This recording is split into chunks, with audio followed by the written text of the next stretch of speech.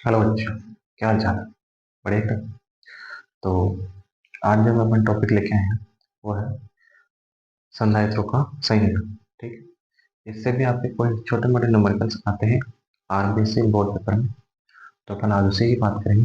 तो पहले अपन कॉन्सेप्ट देख लेते हैं क्या चीज़ होता है संधारित्रों का संयोजन। जैसे देखा जाए तो संधारित्रों का संयोजन दो प्रकार से होता है। एक तो होता है आपका श्रेणी क्रम संयोजन और एक होता है आपका समांतर क्रम संयोजन। ठीक है। श्रेणी क्रम संयोजन में क्या होता है, आप जितने भी संधारित्र हैं, जैसे माना कि यहाँ पे तीन संधारित्र दिए हुए हैं, इनकी धारिता दी आपको C1 C2 और C, तो तीनों का मन इस प्रकार जोड़ा जाता है कि जो संधारित्र का जो पहली प्लेट है उसको बैटरी से जोड़ा जाता है। पहले संधारित्र की दूसरी प्लेट को दूसरे संधारित्र की पहली प्लेट से जोड़ा जाता है। फिर दूसरे संधारित्र की दूसरी प्लेट को अगले संधारित्र की पहली प्लेट से जोड़ा जाता है। इस प्रकार श्रेणी क्रम संयोजन किया जाता है। ठीक। उसमें आपकी तुल्य धारिता कैसे आती है? तो तुल्य धारिता ज्ञात करने के लिए आपको तुल्य धारिता का व्युत्क्रम लिखते हैं, और वो किसके बराबर होता है, 1/C1 plus 1/C2 plus 1/C3। अर्थात जितनी भी दायिताएं दे रखी हैं उनका आप क्या कर दो, व्युत्क्रम करके जोड़ दो। ठीक है। तो क्या कहलाता है आपका श्रेणी क्रम संयोजन की तुल्य धारिता प्राप्त। ऐसे अगर आपके n संधारित्र जुड़े हो तो यहाँ पर आपकी धारिता n तक चल जाएगी। और अगर ये जितने भी संधारित्र जुड़े हैं यदि सभी की धारिता समान हो तो आपका फॉर्मूला बनेगा Cn बराबर C1/n। ठीक है। अब इसमें आपको दिख रहा होगा कि जो भी आपकी धारिता आती है एक संधारित्र की, उसमें n का भाग लगना है। ठीक है। इसका मतलब है कि यहाँ पर क्या हो, जो धारिता प्राप्त होगी न्यूनतम धारिता प्राप्त। तो कभी भी आप क्वेश्चन में कहें कि न्यूनतम धारिता ज्ञात करें, कोई भी संधारित्र दिया हो, तो इसमें आप ये वाला फॉर्मूला लगाकर डायरेक्ट न्यूनतम धारिता ज्ञात कर सकते हैं, जो कि श्रेणी क्रम के संयोजन है। दूसरा संयोजन होता है आपका समांतर क्रम संयोजन। समांतर क्रम संयोजन में क्या होता है, सभी प्लेटों की पहली प्लेट को एक तार से जोड़ा जाता है और दूसरी प्लेट को एक तार से जोड़कर सीधा कैसे जोड़ दिया जाता है, बैटरी से जोड़ दिया जाता है। ठीक है। इसमें तुल्य धारिता का फॉर्मूला सिंपल होता है, आप जितनी भी धारिताएं दे रखी है उन सभी धारिताओं का कर लो योग कर लो। ठीक है। इससे आपको तुल्य धारिता प्राप्त होती है। ऐसे अगर आपके पास n संधारित्र हो तो आपके धारिता का फॉर्मूला n तक चला जाता है। ठीक है। सभी धारिताओं को n तक आप जोड़। और यदि ये सारे जितने भी संधारित्र लगे हैं उनकी धारिता अगर समान, n समान संधारित्र दिए हो, तो आपके धारिता का फॉर्मूला होता है Cn बराबर Nc। मतलब आपकी एक संधारित्र की जितनी भी धारिता होगी उसको आपको नंबर ऑफ धारिताओं से क्या करना, गुणा करना, जितने भी आपको संधारित्र दिए हैं। ठीक है। और इसमें जो धारिता प्राप्त होती है हमें अधिकतम धारिता। तो कभी आपको अधिकतम धारिता निकालनी है तो आपको उसमें समांतर क्रम संयोजन का फॉर्मूला लगाना पड़ेगा। ठीक है। तो इन्हीं फॉर्मूलों पे बेस्ड आपके क्वेश्चंस होते हैं, आपके परिपथ दिए होते हैं, उसमें आपको देखना होता है कौन श्रेणी क्रम में जुड़ा हुआ है, कौन समांतर क्रम में जुड़ा हुआ है, और फिर आपको उसके क्वेश्चंस करने होते हैं।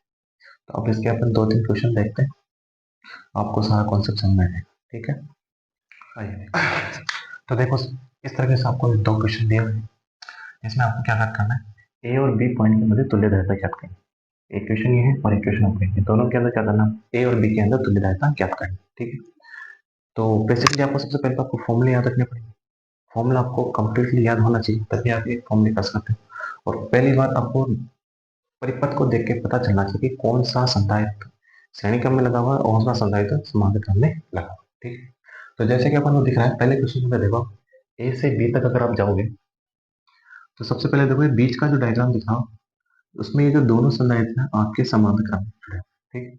तो जब भी आपको ऐसा डायग्राम दिखे तो आप सबसे पहले समांतर क्रम का ही फॉर्मूला लगाएं। ठीक है। ताकि वो आपकी सीरीज में आ जाए सारे के सारे संधारित्र।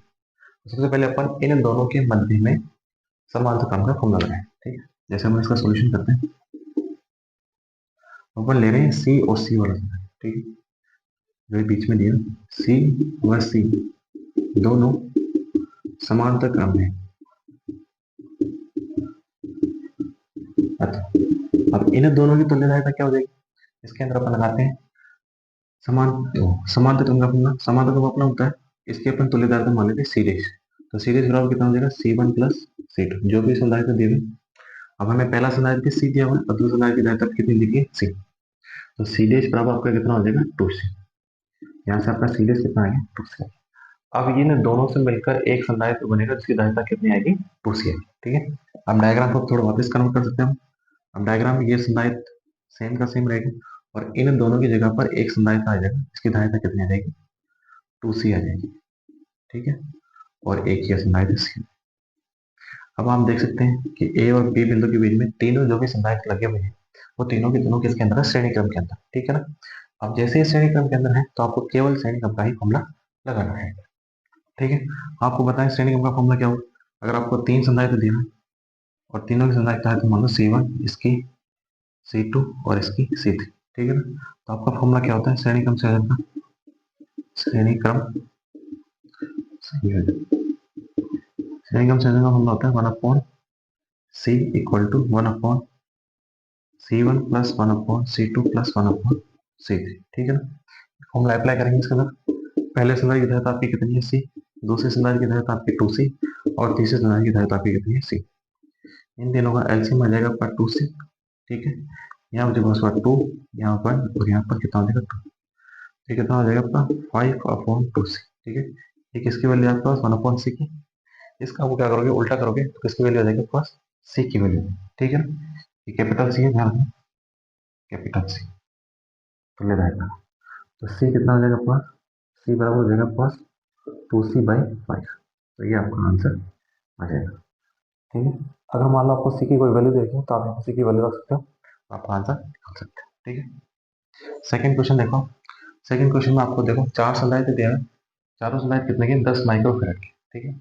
अब इसमें देखो आप ए और बी के बीच में कौन श्रेणी क्रम में है और कौन समांतर क्रम में, तो श्रेणी क्रम में कौन सा है समांतर क्रम में कौन सा है, तो उसके लिए क्या करो इस तार को यहाँ से चलाते चलो, ए से जब आप चलोगे आपके इसी तार में आ गया 10 माइक्रोफैराड, ये भी इसी तार में आ गया और ये भी इसी तार में आ गया, मतलब ये तीनों संधारित्र किसमें आपके श्रेणी क्रम में, ठीक है। और इन तीनों के साथ में ये वाला संधारित्र किसमें आपका समांतर क्रम में है, ठीक है ना। तो पहले अपन क्या करेंगे इन तीनों के अंदर श्रेणी क्रम का फॉर्मूला लगाएंगे, ठीक है। इसको नाम देते हैं अपन C1, इसको नाम देते हैं अपन C2 और इसको नाम देते हैं अपन C3।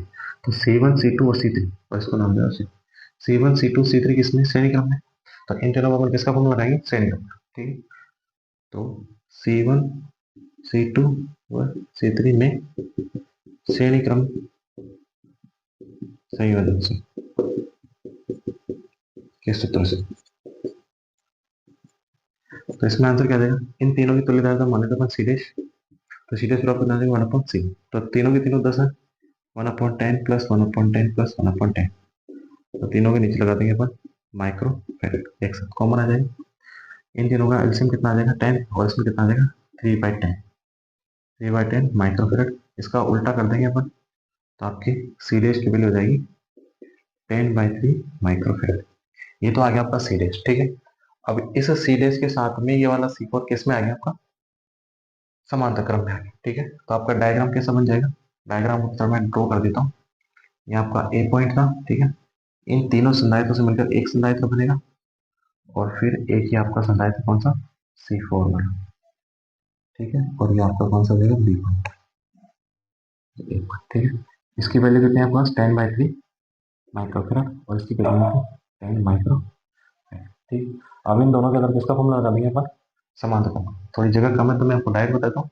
समांतर का फॉर्मूला क्या करते हैं अपन डायरेक्ट जोड़ते हैं, ठीक है। तो आपको करना है C इक्वल टू हो जाएगा आपके पास C डैश प्लस C4, कौन से क्रम में समांतर, ये कितना आंसर आ जाएगा इसका 10 माइक्रोफैराड प्लस 10/3 माइक्रोफैराड, ठीक है। इसमें से 10 कॉमन आ जाएगा तो कितना आ जाएगा 10 या 30 और 10 40, कितना आ जाएगा 40/3 माइक्रोफैराड, तो ये आपका फाइनल आंसर आ जाएगा। तो इस प्रकार आपको समांतर प्लेट संधारित्र के जो संयोजन है उनके क्वेश्चन करने हैं, ठीक है। ऐसे ही नॉर्मल क्वेश्चन आते हैं, आपको कोई भी लोड लेने की कोई जरूरत नहीं है। इन क्वेश्चंस की 2-4 की प्रैक्टिस कर देना, आपका कोई भी सवाल गलत नहीं होगा, ठीक है। All the very best.